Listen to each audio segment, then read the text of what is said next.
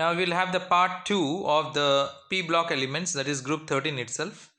So when heated in dinitrogen at high temperature, that is boron and aluminium, they form nitrides. But gallium, indium and thallium do not. The structure of boron nitride is similar to that of graphite, and hence it is sometimes called as inorganic graphite. Inorganic graphite. Boron nitride is a white slippery solid. One boron and one nitrogen atom together have the same nitride. So you can see this is a boron nitride. It is similar to that of benzene ring. We can say that this is similar. You can see the structure. It is similar to that of benzene ring. Alternately, we have got single and double bonds. You can see it here. Alright, so that is boron nitride is a white slippery solid. One boron and one nitrogen atom together have the same number of valence electrons as two carbon atoms. Alright, therefore boron nitride has almost similar structure of graphite, have almost the same or the similar structure of graphite, consisting of sheets made of hexagonal rings of alternate boron and nitrogen atoms joined together. You can see once again the alternately boron and nitrogen atoms, they are being joined together, and it can consist of alternate sheets. We can say that. See, one sheet, second sheet, in this way the alternate sheets are there.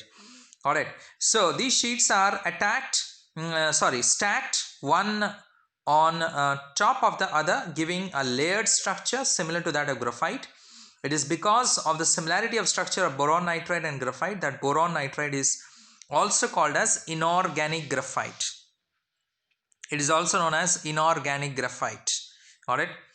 Now, boron does not react with non-oxidizing acids such as HCl, but reacts with hot oxidizing acids such as mixture of Kong's sulfuric acid and nitric acid to form the boric acid. We can say that. That is, it forms boric acid.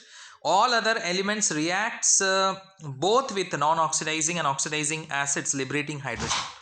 However, with Kong nitric acid, both aluminium and gallium becomes passive. This is very important. Both aluminium and gallium becomes passive with concentrated nitric acid. Now, boron reacts with alkalis above 773 Kelvin, but aluminium and gallium, being amphoteric, reacts with aqueous alkalis on warming evolving hydrogen gas. Indium and thallium are, however, not affected by alkalis. They are not affected by alkalis. Indium and thallium, we can say that. So, the oxides and hydroxides, aluminium and gallium, are amphoteric, while those of indium and thallium are basic. Thallium forms two hydroxides, thallic hydroxide TiOH3 and thallus hydroxide TiOH and TiOH3 is insoluble in water, but TL which is soluble and is a strong base like alkali metal hydroxide, we can say that. So next is this is inorganic benzene. We can say that boron nitride. All the elements of group 13 react with halogens at high temperature to form trihalides of the general formula MX3. All boron halides BF3, BCl3, BBr3, Bi3 are covalent.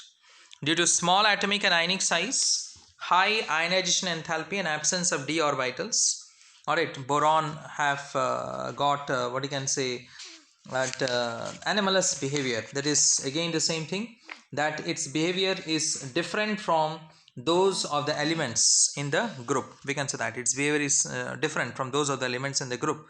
So in this way, you can see boron is extremely hard solid with high melting point 2453 Kelvin. Its boiling point is 3923 Kelvin. We can say that.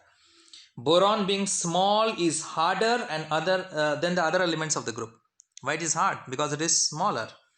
For that reason, it is harder than other elements of its group. It has higher melting and boiling points than those of the other members of its group. We can say that. Boron forms only covalent compounds, while all other members form both ionic and covalent compounds. For example, BF3 is covalent while AlF3 is ionic in nature. We can say that. The oxides of boron and its hydroxides are weakly acidic and dissolves in alkalis, forming metaborates. We can say that. The trihalides of group 13 being covalent are hydrolyzed by water. The trihalides of boron are monomeric in nature. They are monomeric. We can say that. So, we can say that boron differs from other elements due to the absence of d orbitals. Boron form trihalides and tetrahalides. We can say that. There is species while trihalides of aluminium and other elements due to the presence of d orbitals form octahedral species. Aluminium forms octahedral species, but boron forms tetrahedral, we can say that. Now next is borax, Na2B4O7.10H2O. This is the structure of borax. You can see this is the structure of borax.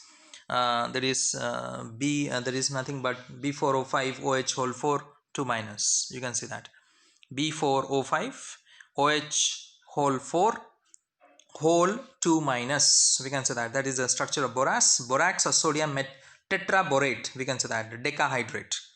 We can also say Na2B4O5 OH whole 4 dot 8H2O.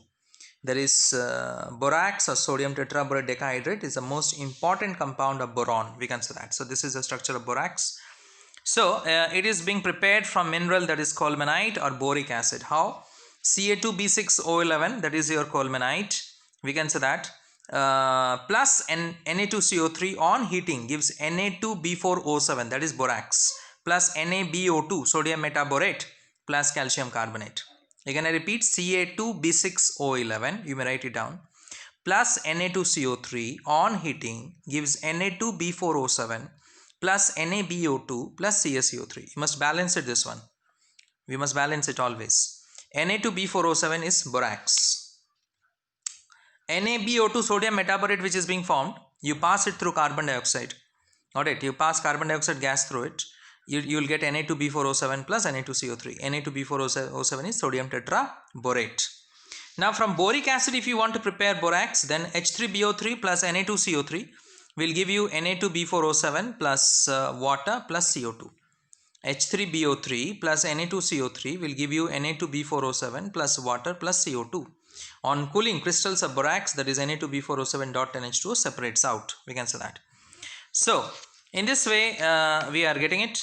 So on heating the borax, if you take its aqueous solution is alkaline. Got it? Its aqueous solution is alkaline due to hydrolysis. On heating it first swells up to loss of water, swells up due to the loss of water, and then melts into a clear liquid which solidifies to form a transparent glassy bead called borax bead. We can say that. It consists of sodium metaborate, NaBO2 and boric anhydride B2O3. Actually what happens is that on heating, borax loses its water oxidation and swells up to form a puffy mass. Alright, if I go in details, then it is on heating, borax loses its water oxidation and swells up to form a puffy mass. On further heating, it melts into a clear liquid which solidifies to a transparent glass-like bead which consists of sodium metaborate NaBO2 and boric anhydride B2O3. This glassy bead is commonly known as borax bead and is employed in qualitative analysis for the detection of certain colored basic radicals such as Ni2+, CO2+, Cr3+, U2+, Mn2+, etc. Because for the colorless what you can say radicals, we do the flame test, group 1 and 2. You have seen the flame test we are doing it. Now if you want to detect nickel, if you want to detect cobalt, if you want to detect manganese, if you want to detect chromium, copper, etc., we can say that we'll go for borax bid test. Borax bid test, the bid is being made with borax with that given salt, and a color is being emitted. From that particular color we identify that which what you can say metal ion is being present. Like suppose if it gives you blue color, then cobalt is present. If it gives green color from the borax bid test, then chromium is present. If it gives a dark blue color, then copper is being present. We can say that. If it gives pink violet color, then manganese is present. If it gives brown color, then nickel ion is being present. We can say that. In this way you can determine from the borax bid test. We can say that on heating. So this is structure of borax, already I have shown you. Now next we'll come to, there is boric acid, H3BO3. It is also called as orthoboric acid, BOH whole thrice. If you see the structure, this is the structure of boric acid. This is boric acid. You can see the structure. There is BOH whole thrice. One boron is attached to 3 OH group. We can say that. BOH whole thrice or H3BO3. It forms, that is nothing but what I should say. Intermolecular hydrogen bonding is there. You can see in between the oxygen and hydrogen. And it forms an association of molecules. Already you have read it in chemical bonding chapter. That due to the presence of intermolecular hydrogen bond, it forms association. So you can see an association of molecule is being formed. We can say. So boric acid H3BO3 contains triangular BO3 3- ions in which boron is sp2 hybridized. In solid state, BOH authorized molecules are H hydrogen bonded to form a two-dimensional seat. It is a weak monobasic acid. It does not act as a protonic acid but acts as a Lewis acid. Alright, so you can see borax sp2 hybridized definitely because it forms a hexagonal ring, sp2 hybridized structure. So it does not act as a protonic acid but acts as a Lewis acid. Protonic acid means does not give H plus ion. Alright, but by accepting a pair of electrons, so it forms a Lewis acid from OH minus ions of water, thereby releasing a proton. That is, after accepting water, it releases proton. Otherwise, it does not give H plus ion. We can say that it's a weak acid. We can say. So we can prepare borax from we can prepare boric acid from borax. Na2B4O7 plus HCl plus water will give you H3BO3 plus NaCl. H3BO3 is boric acid. Na2B4O7 plus H2SO4 plus water will give you H3BO3 plus Na2SO4. We can also prepare boron nitride Bn plus water will give you H3BO3 plus ammonia. We can say that. Similarly, colmanite Ca2B6O11 plus SO2 plus water will give you calcium bisulfite CaHSO3 whole twice plus boric acid H3BO3. We can say that. Where boric acid is a white crystalline solid with soft soapy touch having low density. And it is sparingly soluble in cold water but fairly soluble in hot water. We can say that. Boric acid. The aqueous solution of boric acid is used as a mild antiseptic, especially as eye wash under the name boric lotion. Suppose if something falls inside your eye and if you go to a doctor, the doctor first cleans your eye and he cleans it by a mild acid, a mild antiseptic, that is known as boric lotion. We can say that. So this is about your boric acid. Now boron hydrides. Boron forms a number of covalent hydrides called boranes.